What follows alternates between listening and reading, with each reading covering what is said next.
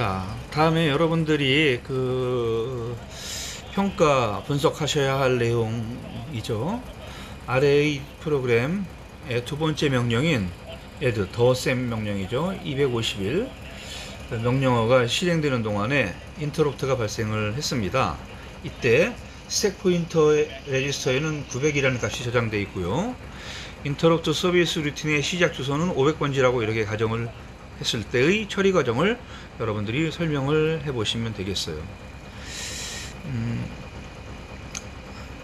자, 제가 앞에서 여러가지 요런 비슷한 예제들을 설명을 해드린 바가 있습니다. 여러분들 지금 시간을 드릴 테니까 한번 스스로가 이것을 설명할 수 있는지 한번 시험을 한번 해 보십시오.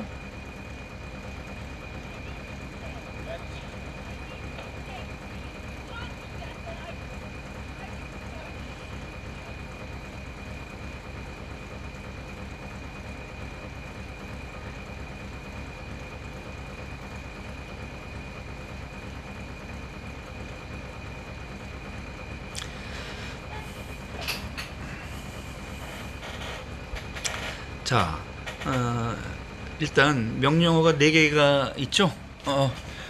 100번지에는 메모리 250번지에 있는 내용을 CPU로 적재하라는 로드 250이 있고요. 그 다음에 이제 101번지에 있는 내용은 메모리 251번지에 있는 내용과 그 다음에 어큐뮬레이터에 있는 내용을 더하라는 명령입니다. 요거를 수행하는 중에 인터럽트가 발생을 한 거죠. 그러면 프로그램 카운터에는 어떤 내용이 저장되어 있어요? 다음에 정상적으로 실행해야 할 명령이 있는 위치인 102번지가 이렇게 저장되어 있죠. 그리고 어큐뮬레이터에는, 즉 누산기에는 아까 251번지에 있는 명령어를 꺼내다가 이렇게 인스트럭션 레지스터에다가 갖다 놓고 있습니다. 그리고 이것을 해석했더니 앞에 5라는 숫자는 해석을 했더니 add 하라는 명령이에요. 그죠? 그래서 누산기 어큐뮬레이터의 한쪽에 누산기에서 들어오는 데이터와 요 251번지에 있는 내용을 어퍼랜드죠. 요거는 그걸 더해서 어떻게 돼요? 어큐뮬레이터에다가 다시 저장을 하게 됩니다. 그러면 앞에 251번지에 있는 내용이 뭐예요? 3이라는 내용이고요. 그 다음에 250번지에 있는 내용은 4라는 내용이었어요. 그래서 이 두 개를 더하는 연산을 한 후에 다시 누산기 어큐뮬레이터에다가 저장을 해 놓고 있죠. 자, 근데 어떻게 돼요? 101번지를 수행하는 중에 인터럽트 걸렸기 때문에 다음에 복귀할 주소 102번지의 내용을 스택 포인터 레지스터를 통해서 스택에다가 저장을 하고요. 그 다음에 프로그램 카운터는 분기해야 할 명령이 있는 900번지로 이동을 하고 900에서 빼기 1한 899번지부터 이제 스택 포인트 프로그램 카운터에 적재를 하겠죠. 적재를 하고요. 그 다음에 쭉 내려가 보면 결국 인터럽트 서비스 루틴은 500번지부터 시작하기 때문에 메모리에 이 900번지를 쫓아서 가면 거기에 500번지로 분기하라는 내용이 있을 겁니다. 그런 내용을 순서대로 쭉 여러분들이 설명을 해주시면 되겠죠. 자, 그 다음에 하나의 명령어가 실행되는 도중에 다른 명령어가 실행을 할 수 있는데요. 이때 다른 명령어를 실행하는 방법으로는 동시에 여러 개의 명령어를 실행하는 기법이 있죠. 자, 이게 이제 명령어 파이프라인이에요. 하나의 명령어를 여러 단계로 나누어서 처리할 수 있기 때문에 한 명령어의 특정 단계를 처리하는 동안 다른 부분에서는 다른 명령어의 또 다른 단계를 처리할 수 있다. 결과적으로 처리 속도를 향상시키기 위한 방법이다 라는 거죠. 2단계 명령어 파이프라인, 4단계 명령어 파이프라인 뭐 이런 식으로 이제 파이프라이닝이 이루어지는데요. 명령어를 실행하는 하드웨어를 인출 단계와 그다음에 실행 단계라는 두 개의 독립적인 파이프라인 모듈로 분리해서 수행하는 방법입니다. 그림에 보이는 것과 같이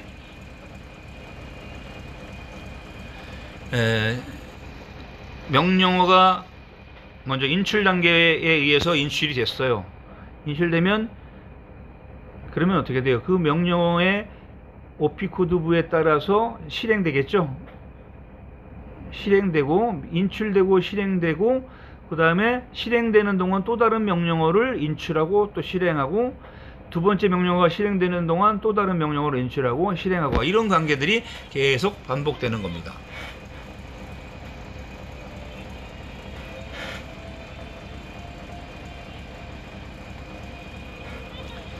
자, 명령어 1000개를 아래와 같은 조건으로 실행하는 데 있어서 자, 세 가지를 여러분들이 수행을 하셔야 돼요. 자, 여기서 얘기하는 조건은 CPU 클럭은 1GHz고요. 명령어 실행은 하는 데는 4번의 클럭이 필요하고요. 명령어는 4단계로 균등 분할되어 있습니다. 이때 파이프라이닝 기법을 사용하지 않았을 때의 실행과 또 파이프라이닝 기법을 사용할 때의 실행 시간을 계산을 하시는 거고요. 그 다음에 세 번째는 이 둘 사이에 속도 향상이 있었는가, 즉 파이프라이닝 기법을 사용하지 않을 때보다 파이프라이닝 기법을 사용했을 때 속도 향상이 있었는가를 계산하라 하는 그런 문제가 되겠습니다. 자, 이것도 여러분들이 잠시 시간을 드릴 테니까 수행을 해 보시면 되겠죠.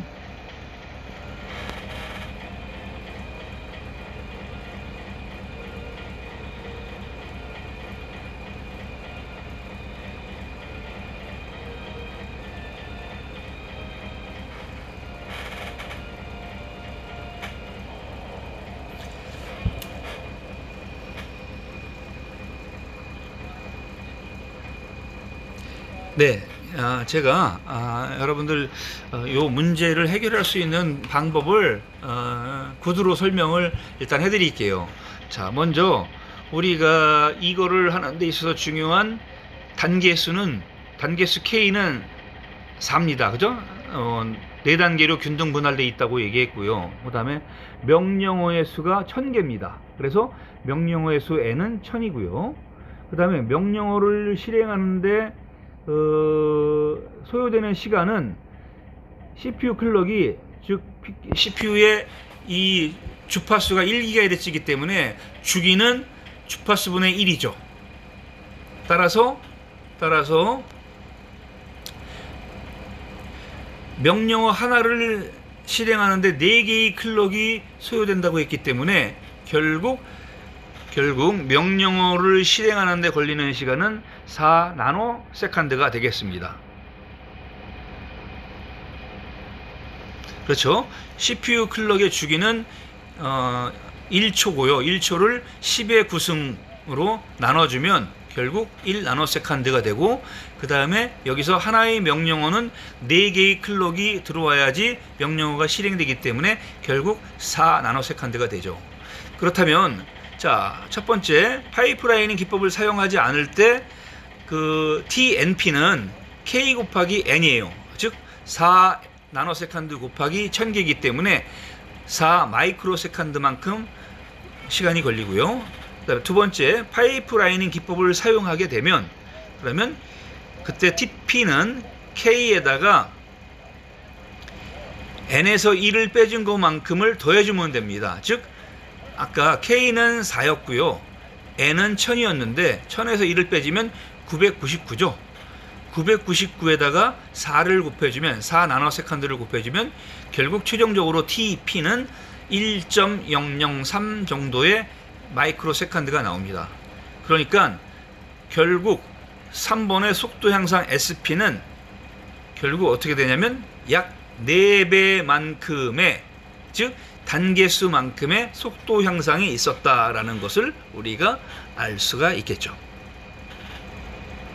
그렇죠. 요 정답은 여러분 뒤에 제일 마지막 슬라이드에 담겨져 있어요. 자, 그 다음에 이제 명령어 파이프라인 실행 장애, 앞에서 세 가지 실행 장애가 있다고 그랬습니다. 뭐 구조적인 장애, 그 다음에 데이터 장애, 그 다음에 제어 장애, 이렇게 세 가지가 있어요. 자, 그렇다면 먼저 구조적인 장애에 대해서 살펴봐야 되겠는데요. 구조적인 장애라고 하는 것은 계속되는 명령어 수행에 있어서 하나의 명령어는 메모리로부터 명령어를 가져오는 단계에 있고, 또 다른 명령어는 메모리로부터 필요한 데이터를 가져와요. 즉 하나는 인스트럭션을 패치하는 거고, 또 하나는 데이터를 패치하는 단계에 있어요. 근데 메모리는 하나예요. 그러면 두 개의 서로 다른 명령어가 메모리에 접근을 하기 때문에 거기서 충돌이 일어날 수 있다 이거예요. 기본적으로 동시에 메모리 액세스는 일어날 수 없기 때문에 구조적으로 이런 해저드, 장애가 발생한다 하는 겁니다. 자, 다음에 데이터 장애는요, 하나의 명령어를 수행한 결과가 다른 명령어의 연산에 사용되고 있어요. 그러면 파이프라이닝의 단계가 지연돼야 되겠죠. 근데 이렇게 지연되는 경우에 데이터 장애가 발생하는 겁니다. 따라서 데이터 장애는 명령어 처리 결과와 결과 사이에 데이터의 종소성이 존재할 때 발생을 합니다. 자, 그 다음에 세 번째 제어 장애인데요. 이것은 다른 명령어의 실행들이 앞선 명령어의 결과값에 따라 필요하지 않을 때 발생을 해요. 즉 주로 분기 명령어에서 이런 일이 생겨요. 분기 명령어에서 이런 일이 생겨서 무효, 즉 적절하지 않은 그런 제어가 이루어지는 거죠.